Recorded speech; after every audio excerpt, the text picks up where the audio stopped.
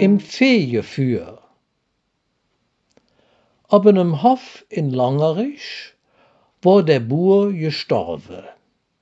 Der Herr Pastor kam bei die Witfrau, für sie Beileid auszusprechen. Dann sagt er noch: Leefleensche, sit nicht so bedröv, dat der Mann es gegangen is und ich allein gelassen het.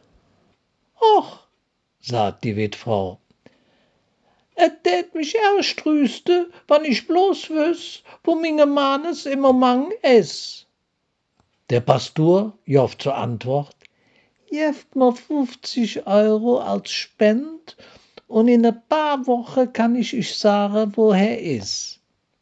Die Witfrau ging flück in ein anderes Zimmer und kam mit dem Geld zurück.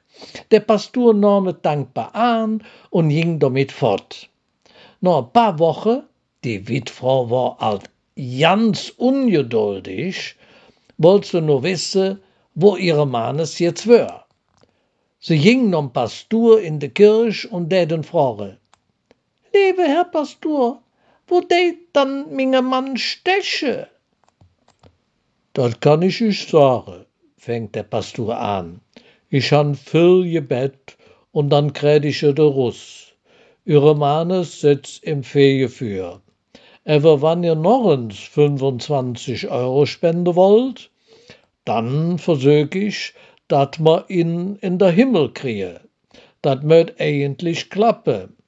Dann er setzt nur noch mit sing Föß im Fegefeuer. Och, sagt Droppet Lensche, wenn dat so is, dann lot ihn ruhig da sitze. Wie er noch am Leben war, hat er sowieso immer kahl Föß.